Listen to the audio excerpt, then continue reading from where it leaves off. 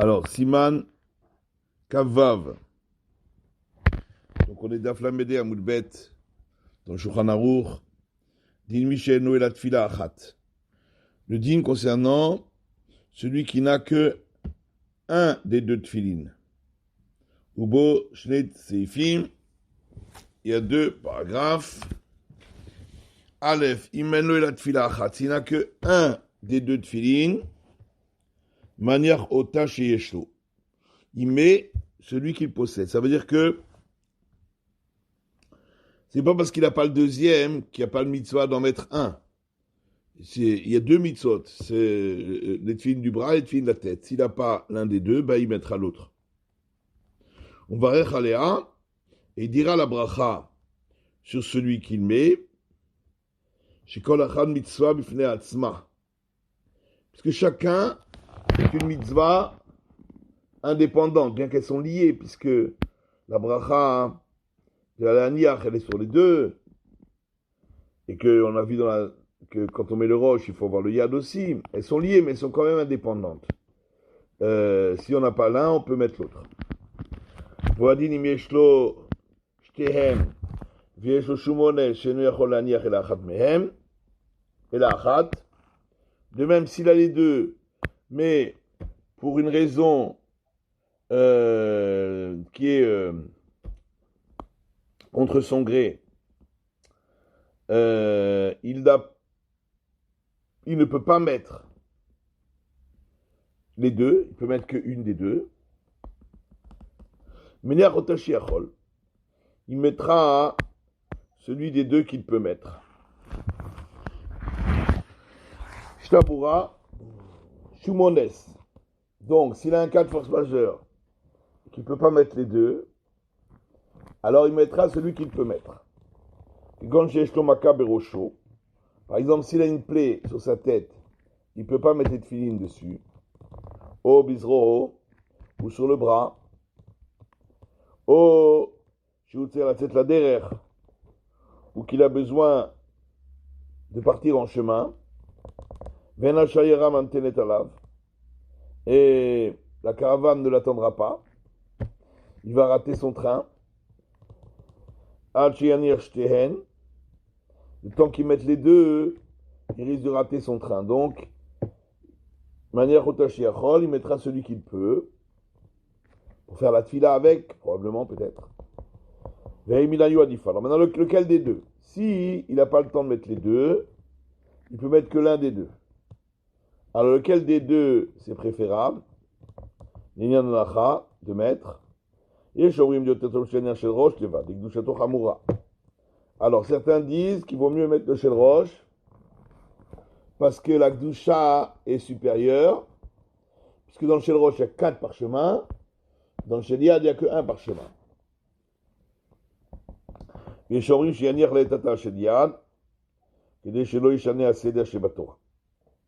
D'autres disent de mettre pour l'instant le shel yad afin de ne pas changer le seder de la Torah, que la Torah a dit de mettre d'abord le shel yad, ensuite le shel rosh.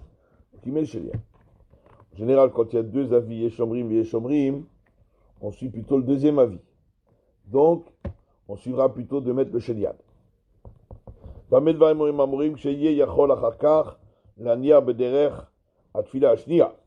Ça, on parle dans le cas où, après, quand il sera dans le voyage, il pourra mettre le deuxième. Et si après, il ne pourra pas. Il va prendre le train et il peut pas mettre les tefilines là-bas. Et en fin de compte, il ne mettra pas les tefilines du tout, quoi. Le deuxième. Il va partir en voyage, il va ne mettre que un et l'autre, il ne mettra pas. Alors, il devra mettre les deux tefilines avant de partir. On n'a pas permis de ne pas mettre les tefilines, de peur qu'il va rater le train ou il va rater son voyage. Les tefilines sont plus importants que le voyage. Et donc, tant pis, il mettra les deux tefilines. Alors, Saïf Bet, Imenomaniar, et là chez le Roche, Levad, donc dans le Shulchan Aruch. S'il ne met que le chez le Roche, parce qu'il ne peut pas mettre le Shel Yad, il a une plaie, ou lo alenu, quelqu'un lui manque le bras, mevarech alea al mitzvah tefillin levad. Il dira uniquement la bracha. Donc s'il met que le shel yad, il dit que le haniach. Et s'il met que le shel rosh, il dit que al mitzvah. Haga et le Rama dit, ou le Didan, pour nous, les Ashkenazim, que nous agim le vaillé bechol yom shte brachot, nous avons l'habitude de dire tous les jours 2 brachot sur le shel rosh, non, 2 brachot sur les tefillin, pardon.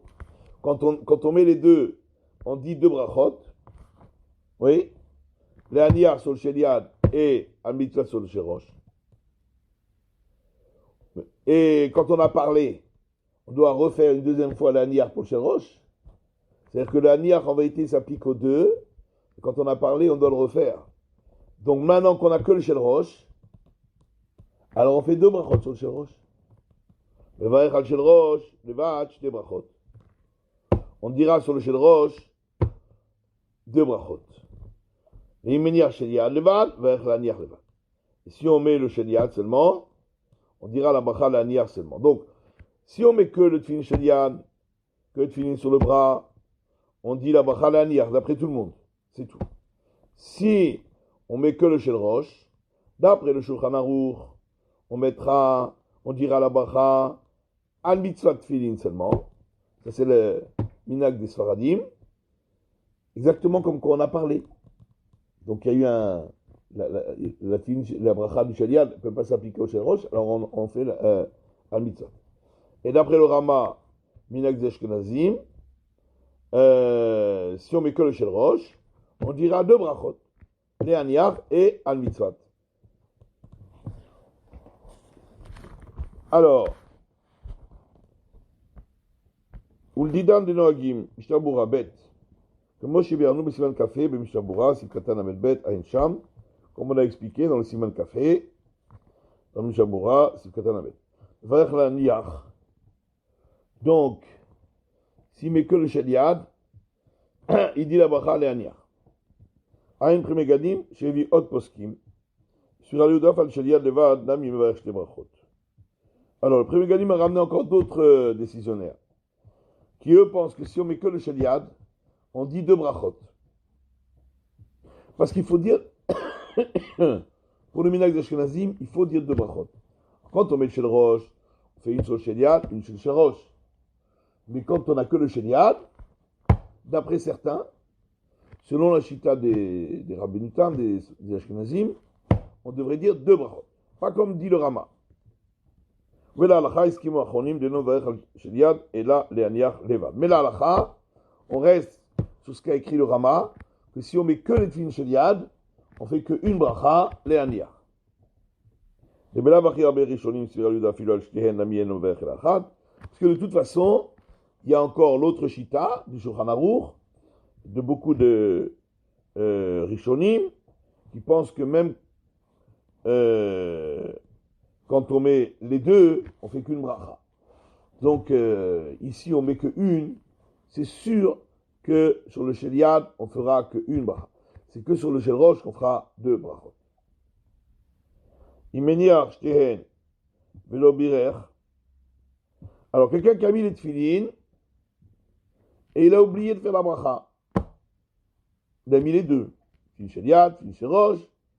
Et il s'est rendu compte qu'il n'a pas dit la bracha. C'est un dîner de Varer, quand on fait un alav. Le dîner qui doit dire la bracha, tant que c'est sur lui. Donc il doit dire les deux.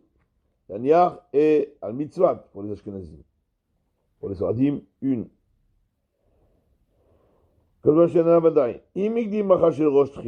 Maintenant, si pour les Ashkenazim il en dit 2, il a dit d'abord al mitzvah et ensuite l'aniach. Il s'est trompé dans le seder de brachot, parce que normalement il doit dire d'abord l'aniach et ensuite la mitzvah. Vachakar shel yad, et ensuite il a dit la bracha du shel yad. Donc il a d'abord dit la mitzvah et ensuite l'aniach. Et non chosé en varer. Il ne reprendra pas les brachot. C'est-à-dire, l'ordre, bien sûr, normalement c'est l'aniach et ensuite la mitzvah. Mais si on a interchangé l'ordre, on ne reprend pas. אבל לכתחילה אפילו הניח של יד ולא בירך, יברך עליו קודם הנחת שלו. Mais לכתחילה, faut pas faire comme ça. לכתחילה, même quand on a mis que le shel yad, on n'a pas encore mis le shel rosh, on a oublié de faire la bracha, alors on dit de suite la bracha, les aniyar sur le shel yad, et ensuite on dira la bracha, on mettra le shel rosh, et on dira la bracha dessus. Alors, Saïf Kavzaïn, Makom Anachatan, Ve Ofen Anachatan. L'endroit où on doit mettre les tefilines sur le corps et comment on les met. Au Boïdalef Sifim, il y a 11 paragraphes. Comme un khatan, alors sur quel endroit du corps on doit mettre les tefilines? Shel yad, donc les tefilines shel yad, bizroa semol, sur l'arrière-bras, ça veut dire le zéroa, c'est la partie entre l'épaule et le coude, qu'on appelle bras ou arrière-bras. Et l'autre partie, après, c'est l'avant-bras, après le coude. Donc, sur l'arrière-bras, gauche,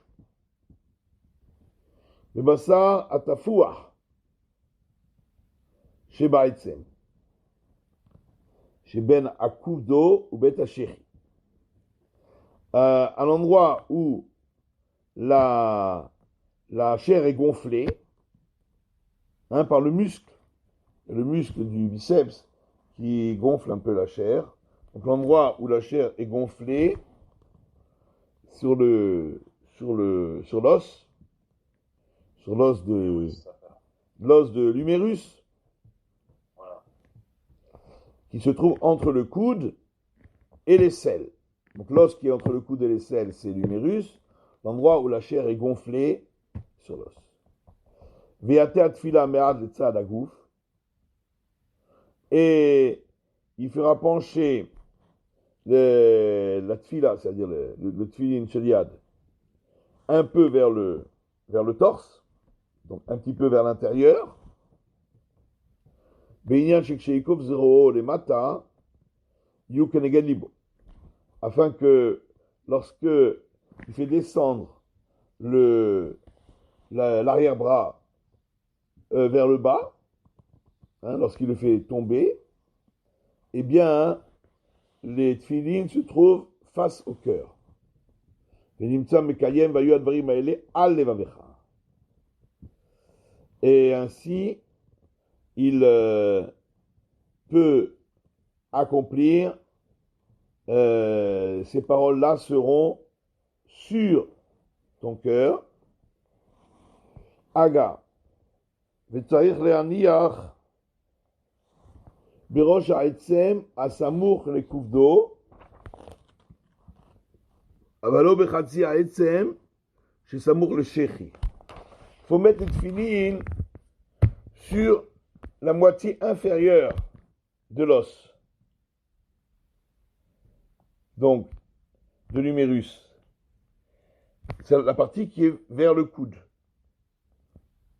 Et pas sur la partie supérieure, la moitié supérieure, qui est vers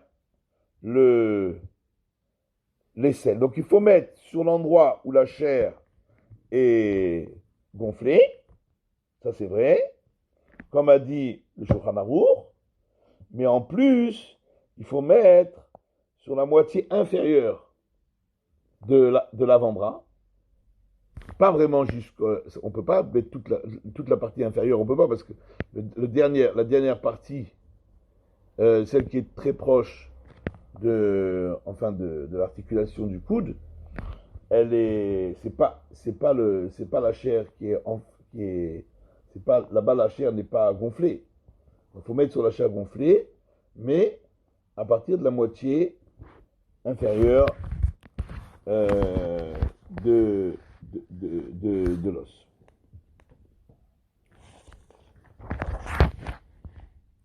Mais pas sur la partie supérieure, celle qui est proche de l'aisselle.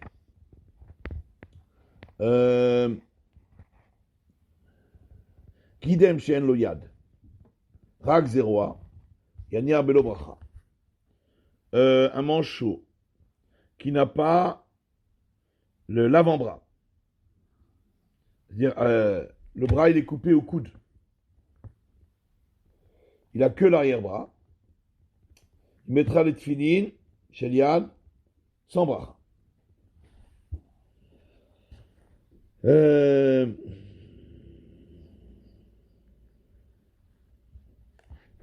Alors,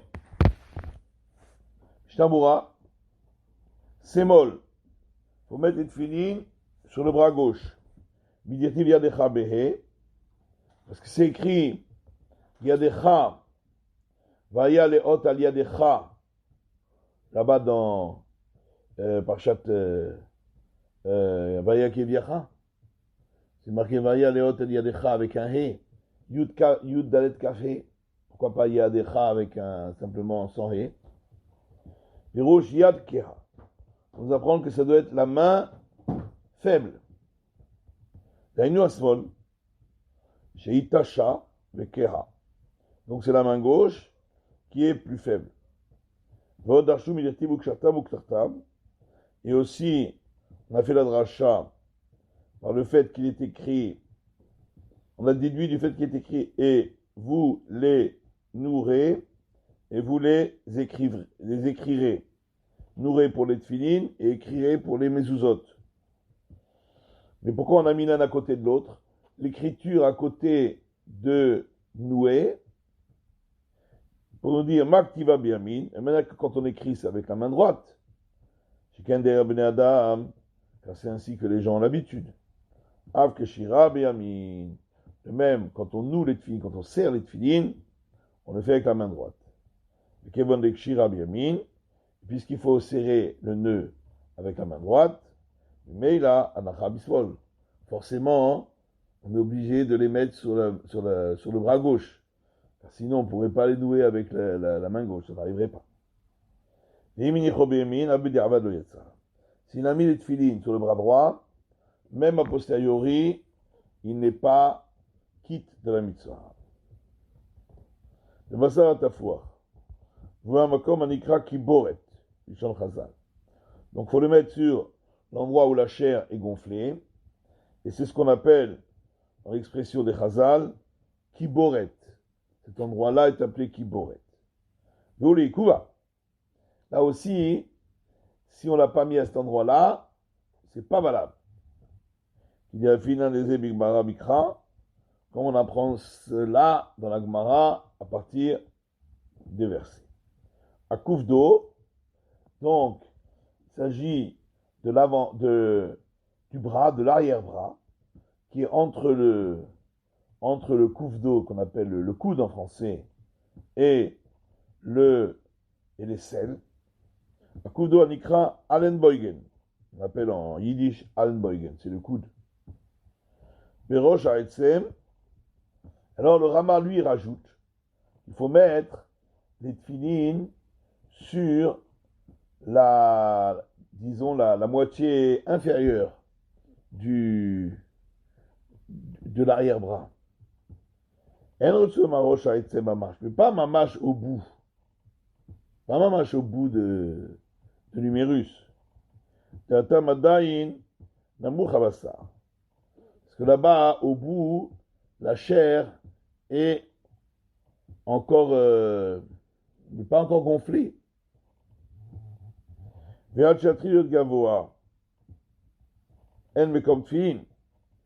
Tant que la chair n'est pas gonflée, c'est pas l'endroit des tefilines.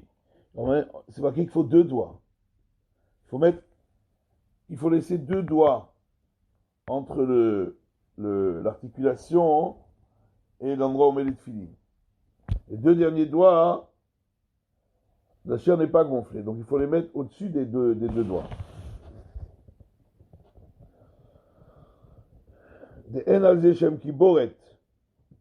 Et si la chair n'est pas gonflée, à cet endroit-là, puisque c'est l'endroit où la chair n'est pas gonflée, ça ne s'appelle pas kiboret. Kiboret, c'est là où la chair est gonflée. Et la resoma begova bassar shebaït. Donc il faut que ce soit à l'endroit où la chair est gonflée, au-dessus de l'os. Le Rama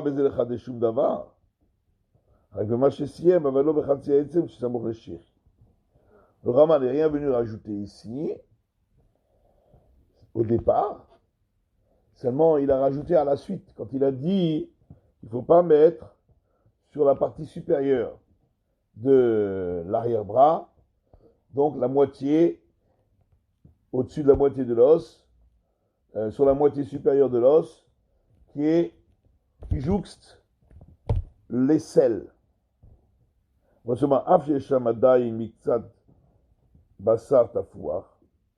veut dire même que là-bas aussi, il y a un peu de chair qui est gonflée. Malgré tout, on ne met pas sur la partie supérieure. Et le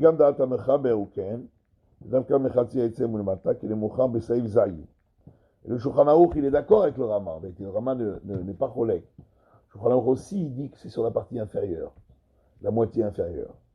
Comme on verra plus loin dans le Seif Zayin. Et quand le Mechaber, le Shulchan Aruch, il a écrit depuis le début, au départ, quand il a écrit au départ dans le Shulchan Aruch, que c'est sur la chair gonflée qui est au-dessus de l'os,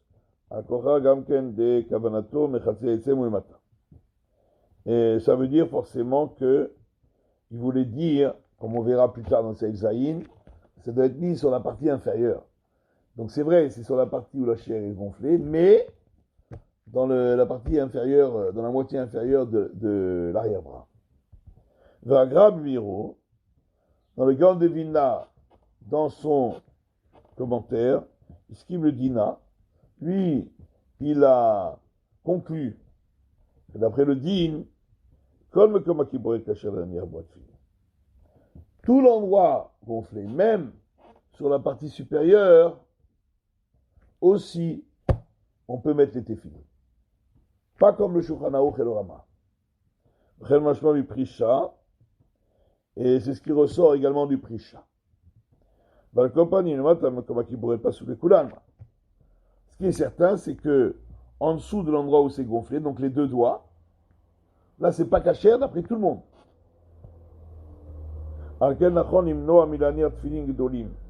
C'est pourquoi il est préférable de ne pas mettre des grandes filines, trop grandes filines, car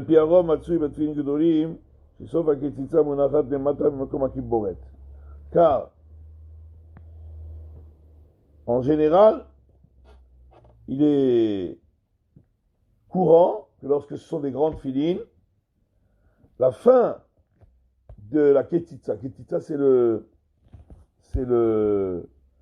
la boîte, la fin de la boîte, donc les tefilines, la fin de la boîte se trouve, la fin de la boîte des tefilines se retrouve plus bas que l'endroit où, c'est-à-dire sur l'endroit des deux doigts.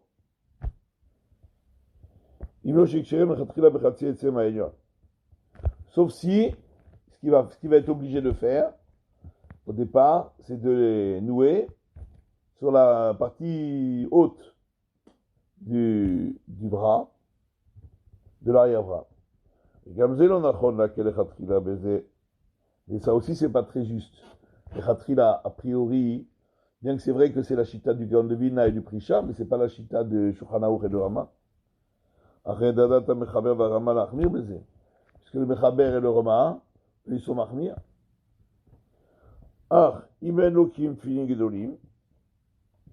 Mais cependant, s'il n'a que des grandes filines, il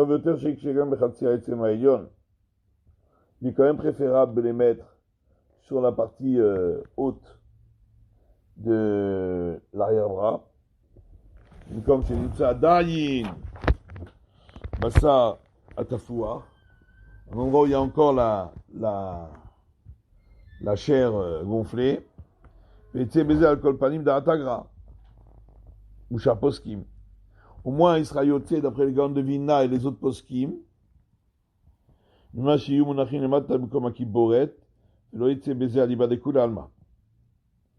C'est préférable plutôt que de le mettre plus bas et qu'en fin de compte, ils vont se retrouver à l'endroit où il n'y a pas la chair gonflée, hein, les deux derniers doigts, et alors, il ne sera pas quitte, d'après personne. Et il fera même bracha vatala. Donc, c'est préférable, dans un cas où il n'y a pas d'autre solution, de les monter au-dessus de la moitié du bras, plutôt que de se retrouver sur les deux derniers doigts, où là, c'est pas soul, les coulées alma, d'après tout le monde.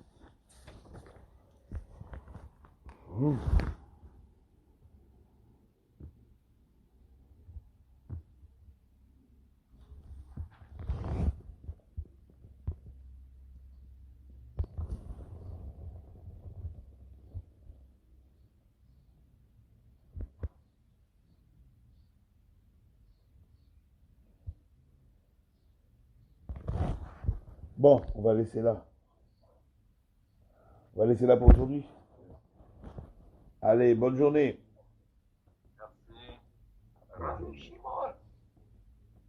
Bonne journée.